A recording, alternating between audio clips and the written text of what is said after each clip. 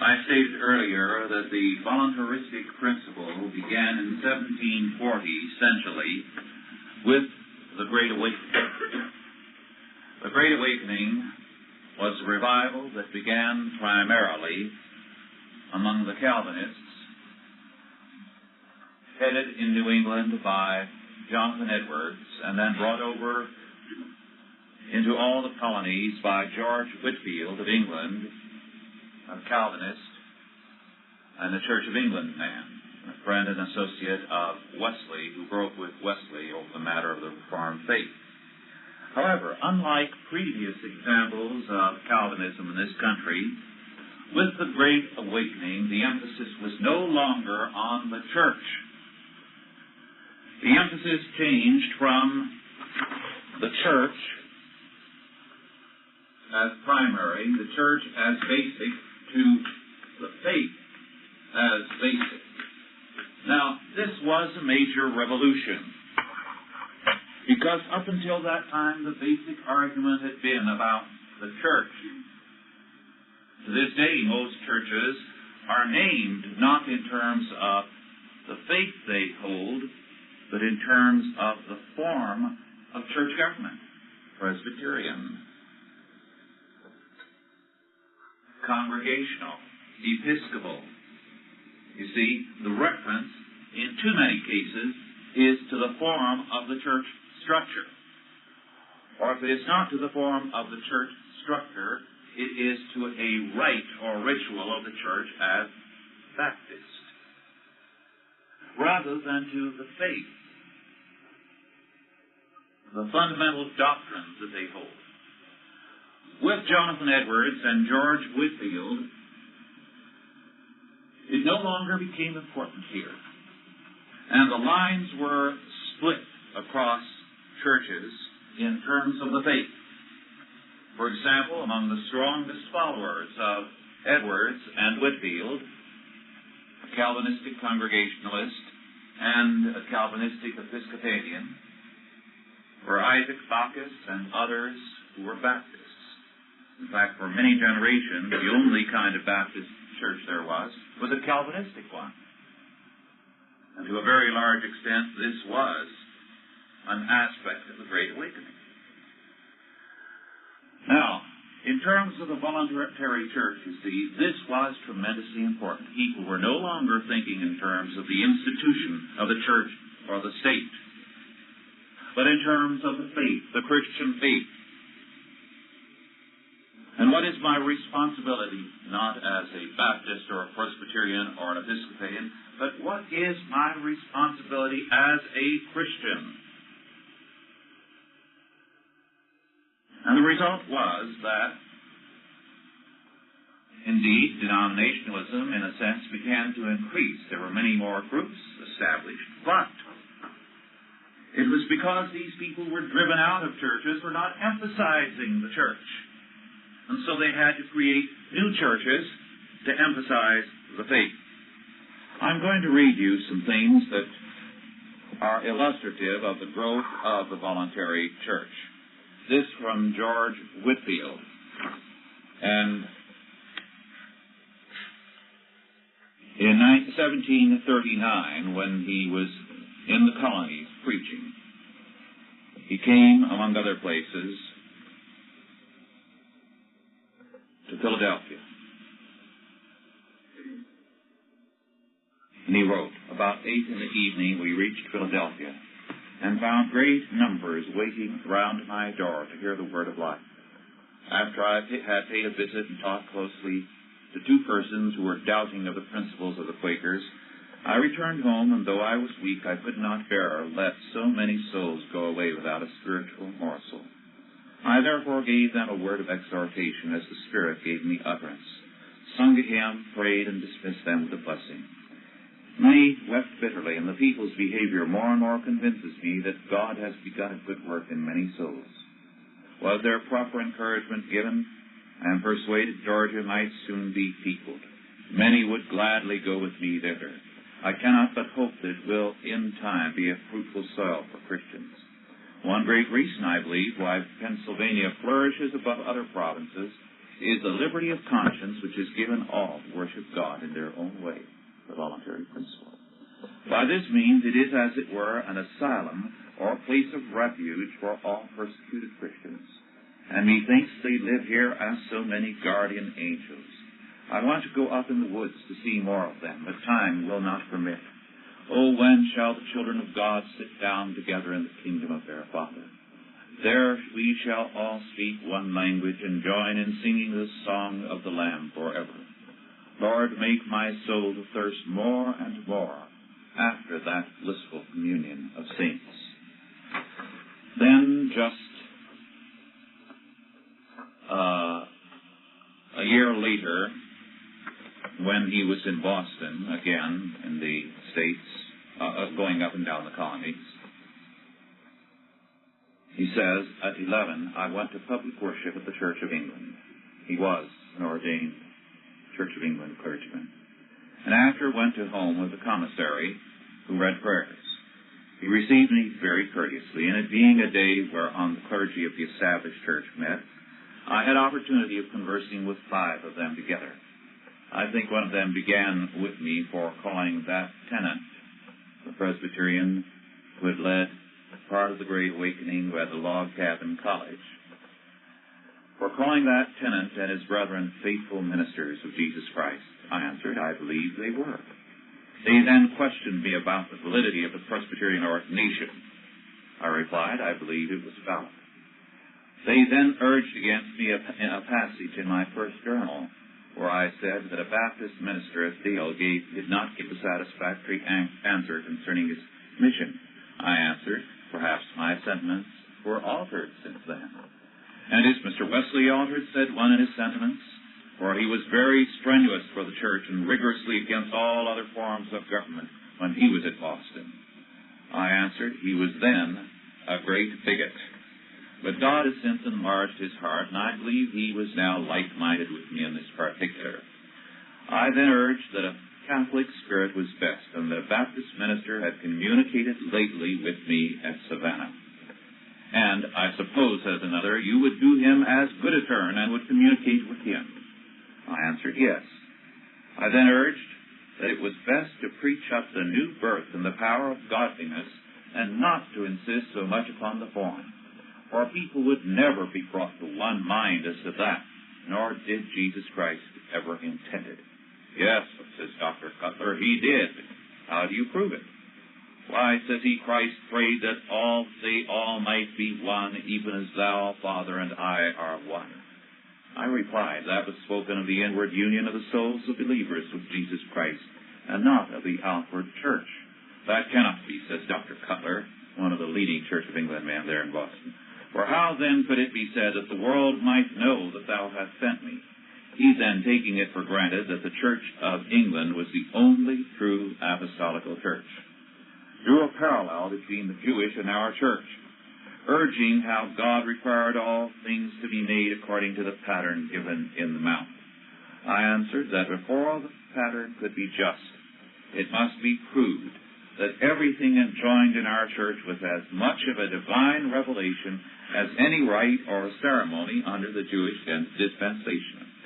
I added further that I saw regenerate souls among the Baptists, among the Presbyterians, among the Independents, and among the church folks, all children of God, and yet all born again in a different way of worship. And who can tell which is most evangelical? Now, of course, this represented a revolutionary attitude, because under the state church system, people really regarded anyone outside that church as unconverted. I know I talked to a very fine Christian, a dedicated layman a few years ago, who was on my mailing list, who, a very wealthy man, a very winsome man. He invited me over to his home for dinner, and he said, you know, this is a very remarkable thing.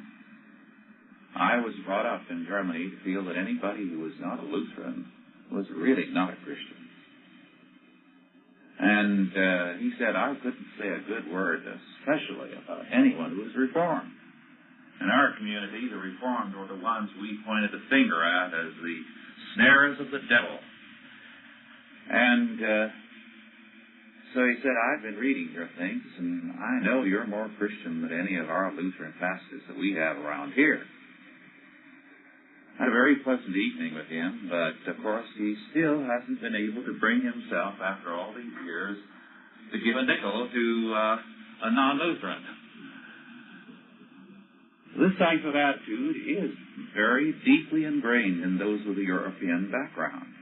It is a part of this ancient state church principle. The voluntary church is to emphasize not the institution, but the faith. And you have grown up, I'm fairly sure all of you, in terms of a voluntary faith principle. And as a result, it is nothing out of the ordinary for you to have fellowship with people of other faiths. This June we had a very delightful time with Pastor Grant, and we were having a lot of fun telling jokes about various churches, including the Baptist. And Pastor Grant enjoyed the Baptist jokes as much as we did. Why?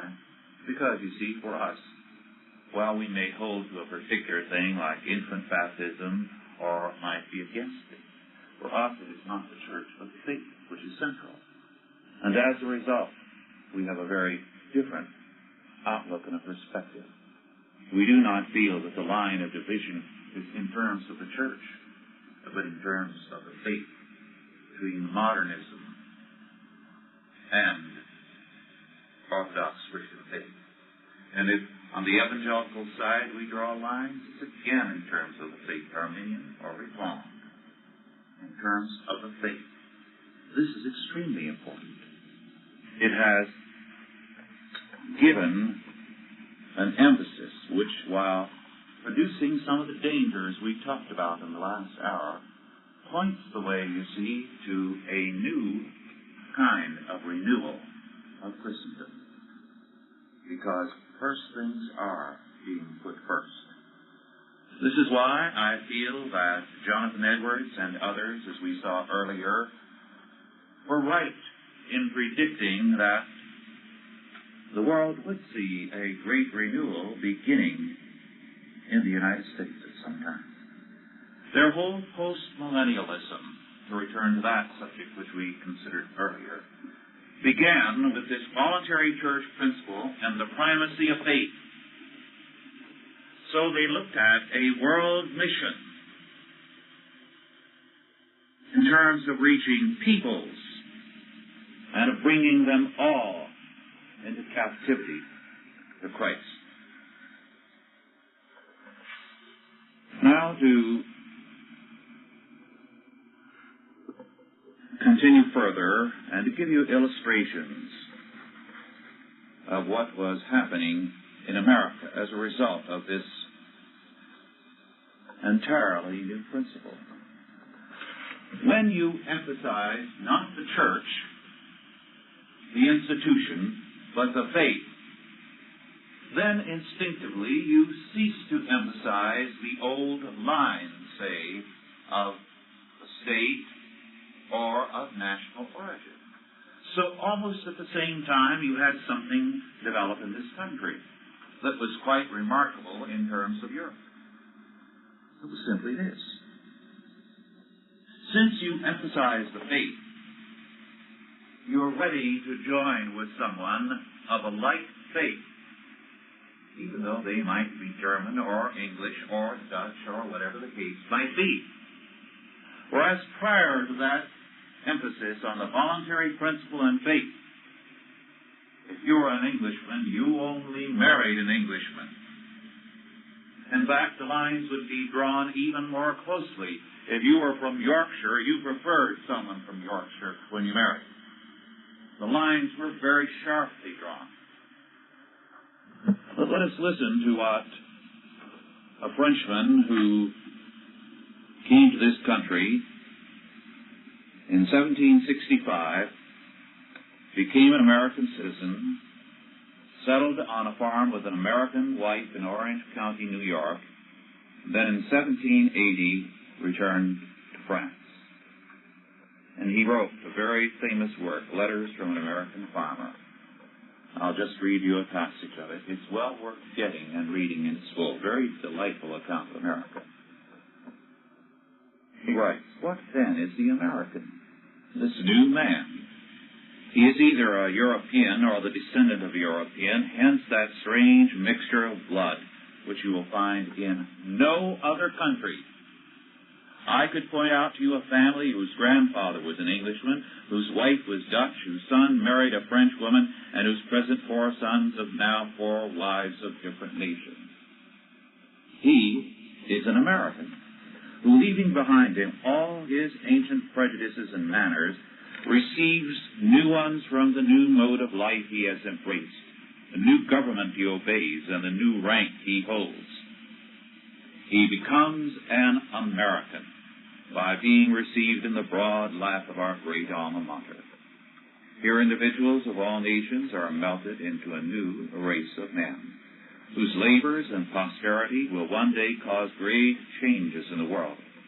Americans are the Western pilgrims, who are carrying along with them that great mass of arts, sciences, vigor, and industry which began long since in the East. They will finish the great circle." Now, of course, this kind of thing created its problems too. Whenever you make an advance into a new territory, as we saw earlier, you also at the same time encounter new problems.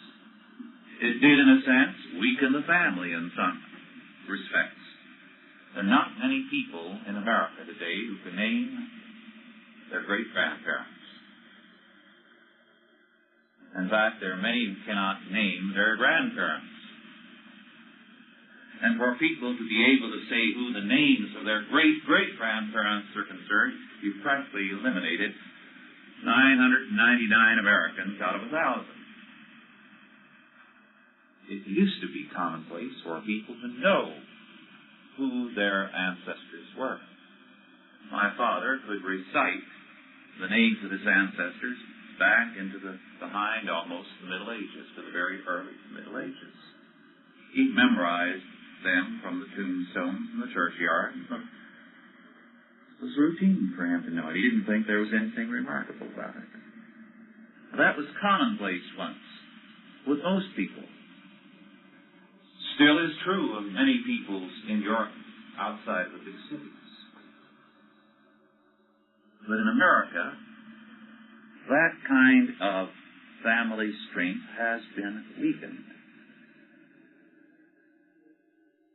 Now, this does not mean there are not other ways in which the family is showing signs of strengthening here because of the emphasis on faith and the voluntaristic principle. And it is uniting not around tradition, but faith. But it does mean, you see, whenever you make an advance, you encounter new problems and new dangers. Now, of course, the question that was raised by many was this: will this voluntaristic principle lead to indifferentism?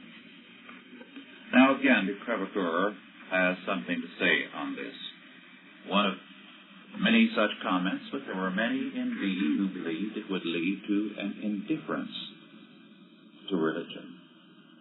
He wrote, "As I have endeavored to show you how Europeans become Americans, it may not be disagreeable to show you likewise how the various Christian sects introduced wear out and how religious indifference becomes prevalent. When any considerable number of a particular sect happen to dwell contiguous to each other, they immediately erect a temple, and there worship the divinity agreeable to their own peculiar ideas. Nobody disturbs them. If a new sect springs up in Europe, it may happen that many of its professors will come and settle in America. As they bring their zeal with them, they are at liberty to make proselytes if they can, and to build a meeting and to follow the dictates of their consciences. For neither the government nor any other power interferes. If they are peaceable subjects and are industrious, what is it to their neighbors how and in what manner they think fit to address their prayers to the Supreme Being? But if the sectaries are not settled close together, If they are mixed with other denominations, their zeal will cool for want of fuel, and will be extinguished in a little while. Then the Americans become as the religion what they are as the country, allied to all. In them the name of Englishman, Frenchman, and European is lost. And in like manner, the strict modes of Christianity as practiced in Europe are lost also. And of course, he associated strict modes with strict church modes. This effect will extend itself still farther hereafter. And though this may appear to you as a strange idea, yet it is a very true one. You see, writing for Europeans, they found it hard to imagine what was going on here. It was like anarchy to them. I shall be able, perhaps hereafter, to explain myself better. In the meanwhile, let the following example serve as my first specification. Let us suppose you and I to be traveling. We observe that in this house to the right lives a Catholic who prays to God as he has been taught and believes in transubstantiation. He works and raises wheat. He has a large family of children, all hale and robust.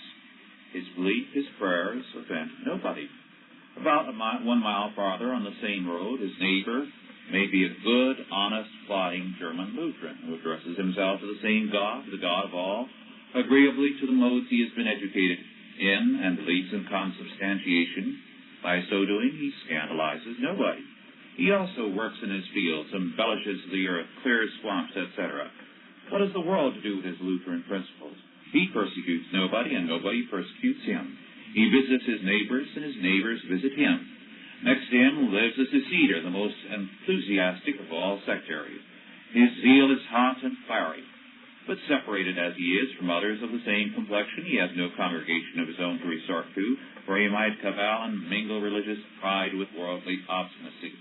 He likewise raises good crops, his house is handsomely painted, his orchard is one of the fairest in the neighborhood. How does it concern the welfare of the country or of the province at large what this man's religious sentiments are, or really whether he has any at all? He's a good farmer. He's a sober, peaceable, good citizen. This is the visible character. The invisible one is only guessed at, and it's nobody's business. Next, again, lives a low Dutchman who implicitly believes the rules laid down by the Synod of Dort. He conceives no other idea of a clergyman than that of a hired man.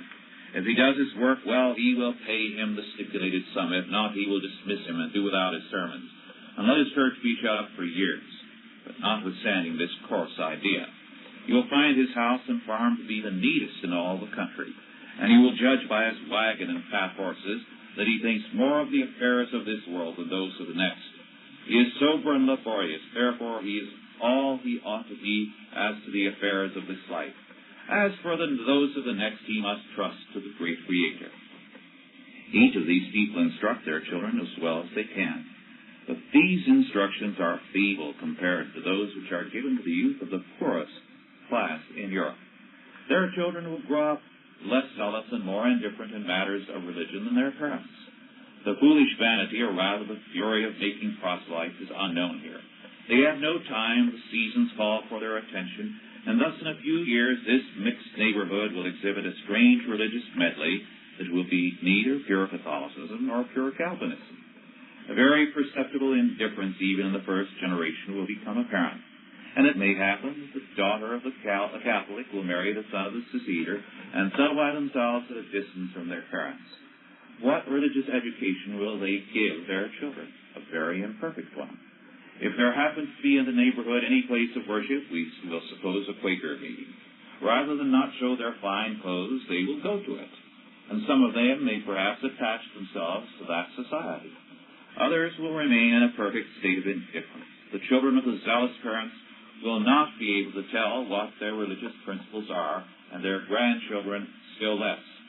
The neighborhood of a place of worship generally leads them to it, and the action of going thither is the strongest evidence they can give of their attachment to any sect. The Quakers are the only people who retain a fondness for their own mode of worship, for be they ever so far separated from each other, they hold a sort of communion with the society, and seldom depart from its rules, at least in this country. Thus all sects are mixed as well as all nations. Thus religious indifference is imperceptibly disseminated from one end of the continent to the other, which is at present one of the strongest characters of the Americans. Where this will reach, no one can tell. Perhaps it may leave a vacuum fit to receive other systems. Persecution, religious pride, the love of contradiction are the food of what the world commonly calls religion. These motives will cease here. Zeal in Europe is confined. Here it evaporates in the great distance it has to travel. There it is a grain of powder enclosed. Here it burns away in the open air and consumes without effect. Now, de Crèvecoeur did influence many people in Europe with his opinion. And there was a very prevalent feeling in Europe that the Catholics who were going to America were lost Catholics. In fact, there was a great deal of talk a century and more ago about the American heresy. These horrible American Catholics, this was the feeling in Europe. They get along so well with their neighbors, they're bound to lose all their religion. They're going to be Protestants. They're going to be Calvinists and Congregationalists and Baptists. Well, of course, 60, 70 years after de Crèvecoeur, de Tocqueville wrote his observation. The Catholics, he said, in the United States, are the best Catholics in the world.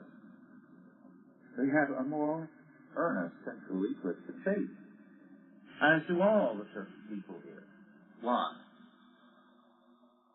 De Crèvecoeur believed that the voluntaristic principle would lead to indifference, because it left everything to the individual.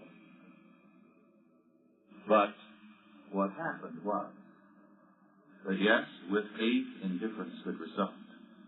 But when the emphasis was on the faith and the voluntaristic principle, it could also lead to a stronger faith, to a more self-reliant faith, and to a greater knowledge of what one was to believe, because the life of the church depended upon a voluntaristic principle, upon the faith of the individual rather than a state church setup.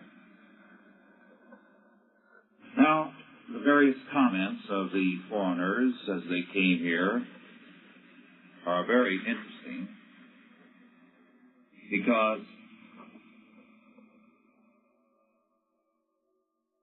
so many travelers came to this country, and something we Americans failed to realize, they did realize in their own way without exactly saying so.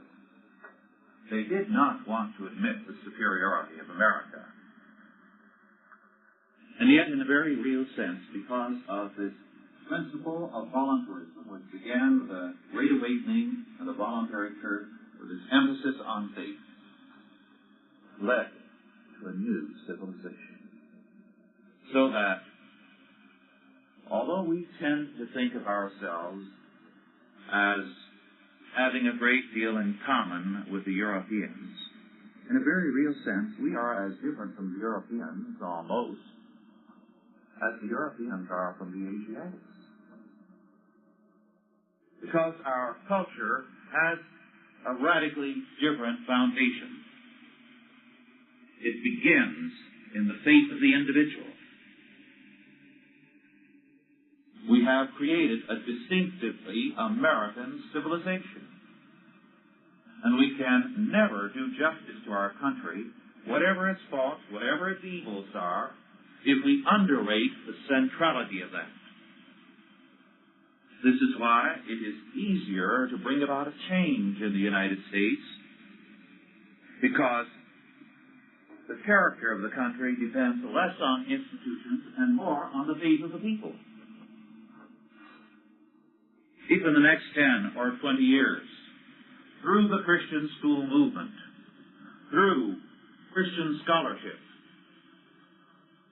through a truly Christian awakening, a great awakening such as we've never had before, we can revive the centrality of that faith, the change in this country will be more rapid than it could be anywhere else in the world. Precisely because the principle of voluntarism is so far-reaching in its impact on this country, on its institutional life, its cultural life, and its political life. Now, One of the very interesting commentators was William Cobbett, whose dates are 1762 to 1835. And from 1792 to 1800, he was in America. He returned and became one of the great reform leaders or radicals calling for change in the political structure of Parliament, a very great exponent of sound economic principles.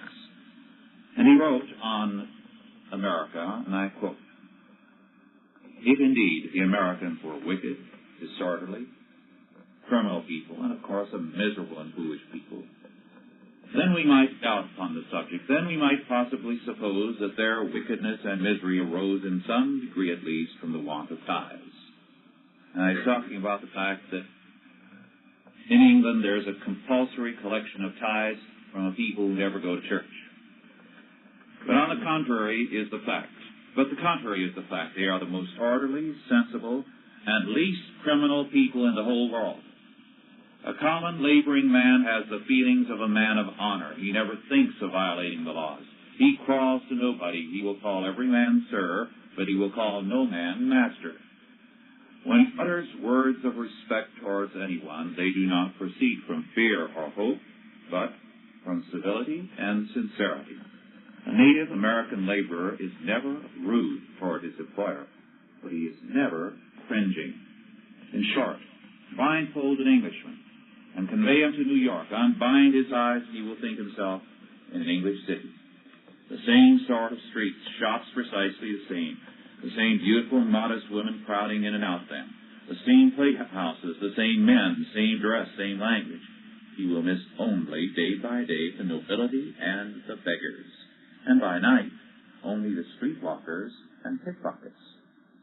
These are to be found only where there is an established clergy, upheld by what is called the state, and which word means in England, the borough-mongers.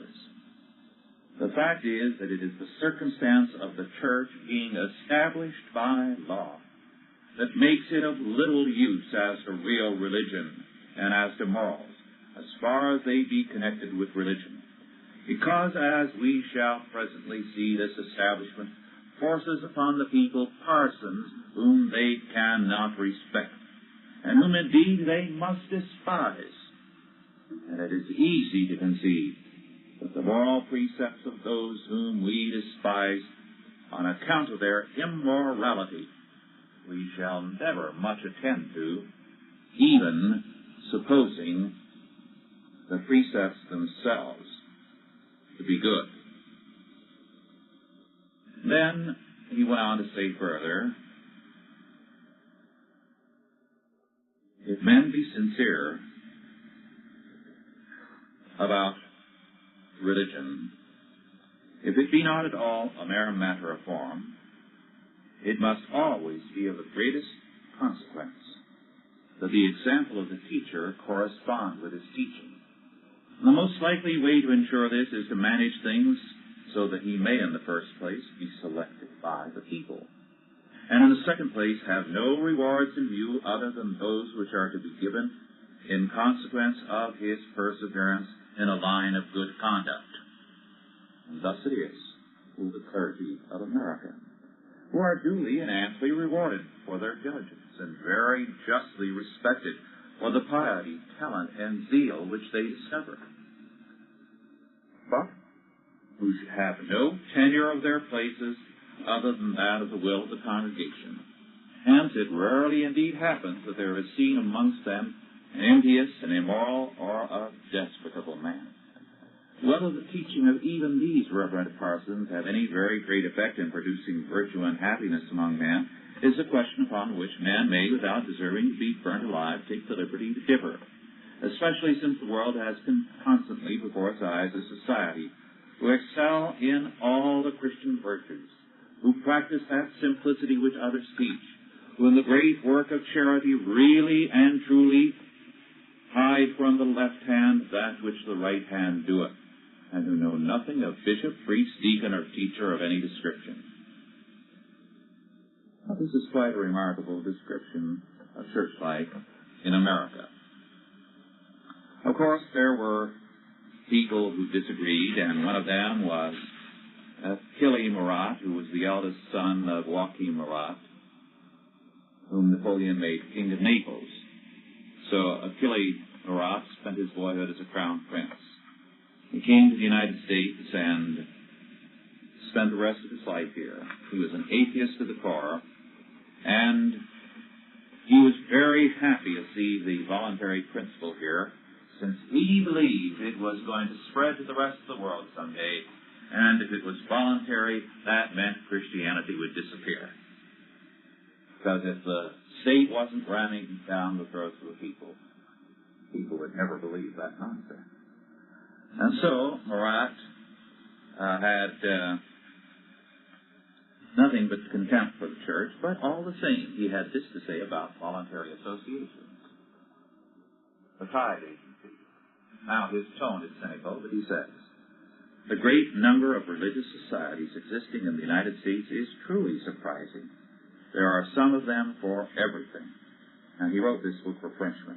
For instance, societies to distribute the Bible, others to distribute tracts, to encourage religious journals, to convert, to civilize, to educate the savages, to marry the preachers, to take care of their widows and orphans, to preach, extend, purify, preserve, reform the faith, to build chapels, endow congregations, support seminaries, catechize and convert sailors, Negroes, and loose women, to secure the observance of Sunday or to prevent blasphemy by prosecuting the violators, to establish Sunday schools where young ladies teach reading, and the catechism to little rogues, male and female, to prevent the drunkenness, etc., etc.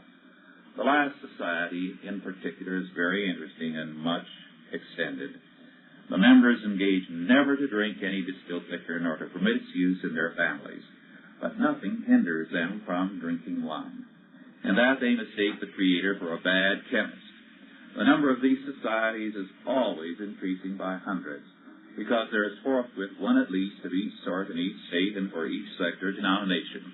Thus they are Protestant Episcopal, Methodist Episcopal, Methodist, Presbyterian, Baptist, Evangelical, etc. Tract societies for the state of New York, New Jersey, Pennsylvania, etc., etc. There is no end to them. Of course, whatever may be the object of the society, there must at least be a treasurer and a secretary, an office charges, printing, postage, clerks, and all the appointments of a public office, all of which are filled by preachers and more or less remunerated. This explains a little how it is that the vineyard of the Lord is so flourishing. It is by these means that immense sums are extracted from the pockets of the people. There is certainly no clergy so costly to the people as the American clergy. But it is only fair to add that these contributions are strictly voluntary, and I, for one, have no right to complain, for no preacher ever received a cent from me. Now, in spite of his cynical tone, you see what comes through. He believes that the voluntary principle is going to lead to the death of Christianity, but he has to say nowhere in the world is more money raised for Christianity than in the United States, where nobody is compelled to give. A very remarkable fact. Still true. Still true. Now, this doesn't mean the giving, let me add, is good today. It only means that it's become so abominable in the rest of the world. But the voluntary principle was producing results that even someone who believed it was suicidal ultimately had to admit it was producing greater results than ever before in history. As a result, while he went on to say, voluntarism will certainly end by overthrowing the Christian religion, and by expressing his disgust for Christianity here, it must be admitted that looking at the physiognomy of the United States, its religion is the only feature which disgusts a foreigner. The fact is that voluntarism did not lead to a dissolution of Christianity. Because, as our Lord said, where the treasure is, there the heart will be also. and this was amply demonstrated. Now, one of the travelers who came here was Andrew Reed, an English dissenting minister and philanthropist who came here in 1834. And he compiled statistics comparing them with population both in this country and Europe. And so he pointed out that the churches were very strong here in ratio to population as against Europe. Thus, he said, Massachusetts has a population of 610,000. I'm rounding the figures. 600 churches, 704 ministers, and 73,000 communicants. Well over 10% church membership. Now, that may seem very low to us, but we must remember in those days, to be a church member was not easy. You could attend all your life, and you would be accepted only with great difficulty into membership. You had to have a command of the doctrines of the faith. And you had to pass a very severe test. In New York, the population, 1,900,000, 1,750 ministers, 1,800 churches, 184,000 communicants. Pennsylvania, 1,300,000 population, 1,133 ministers, 1,829 churches, 180,000 communicants, and so on. And he says when you compare this with England, Scotland, and Wales, the results are very, very poor for England, Scotland, and Wales. For example, he says Liverpool has a population of 210,000, 57 ministers, 67 churches, only 18,000 communicants. And not many non-communicants going to church. Whereas in America, while the membership was about 10%, practically everybody went to church. So he says against this, New York City has about the same population as Liverpool, but has 2.5 times as many churches, ministers, 2 times as many churches, and twice as many communicants. Then he says Nottingham has a population of 50,000, 23 ministers, 23 churches, 4,800 communicants. But Cincinnati, a city only 14 years old and out in the forest, has a population of 30,000 as against Nottingham's 50,000, 22 ministers, 21 churches, 8,555 communicants, twice as many as Nottingham. And so he says, the picture in the United States is about 1 clergyman and 1 church to every 1,000 persons. Well, it gives about 1 in 9 of the whole population as an estate of communion. And as the returns do not include the communicants connected with the Episcopal, the Catholic, and some smaller sects, it is certainly not taken too high. So you see his statistics do not include Catholics, Episcopalians, and some smaller sects, just the mainline Protestant groups.